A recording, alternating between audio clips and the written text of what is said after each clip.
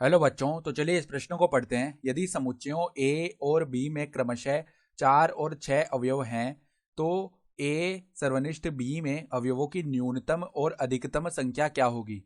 तो यहाँ पे देखो, हमें ए सर्वनिष्ठ बी में अवयवों की न्यूनतम और अधिकतम संख्या क्या होगी ये बताना है। तो प्रश्न में आगे बढ़ने से पहले इस प्रश्न से संबंधित जो मुख्य उदाहरण है उसकी हम चर्चा कर लेते हैं। तो देखो, मुख्य उदाहरण देखो क्या हो जाएगी। ए सर्वनिष्ठ बी, इस समुच्चय में देखो कौन से अवयव आते हैं। उन अवयवों का समुच्चय, उन अवयवों का समुच्चय जो ए व बी दोनों में उपस्थित हो, जो ए व बी दोनों में उपस्थित हो, तभी तो इसे हम सर्वनिष्ठ बोलते हैं ना। ए व बी दोनों में उपस्थित हो, इसमें दोनों के उभयनिष्ठ अवयव आते हैं।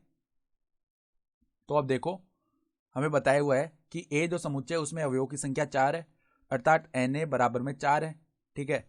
और जो बी समुच्चय है उसमें अवयवों की संख्या 6 है। तो सबसे पहले देखो, हम न्यूनतम संख्या ज्ञात कर लेते हैं। तो ए सर्वनिष्ठ बी में जो अवयवों की न्यूनतम संख्या है उसके लिए बात करते हैं। तो यहां पर देखो न्यूनतम लिख रहे हैं हम। न्यूनतम बराबर देखो क्या आ जाएंगे। इसे अगर समझना हो हमें तो देखो इस प्रकार समझ सकते हैं। हमें चाहिए संख्या न्यूनतम। न्यूनतम का मतलब क्या हो गया कि मान लो ऐसे दो समुच्चय थे हमारे पास, ए और बी, ठीक है।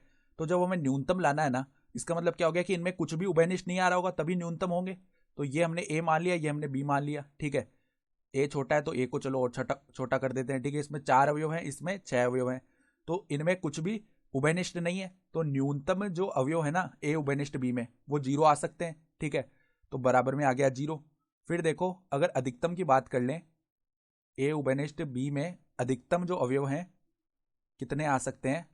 अधिकतम क्या हो, अधिकतम की स्थिति में क्या हो सकता है यहां पर कि देखो इस प्रकार से, पहले तो ए और बी दोनों इस प्रकार से थे। अब अधिकतम की बात करेंगे ना, तो क्या हो जाएगा कि जो बड़ा समुच्चय है ना उसके अंदर आ रहा होगा छोटा समुच्चय, ठीक है। तो बड़ा समुच्चय तो बी है और छोटा समुच्चय ए है।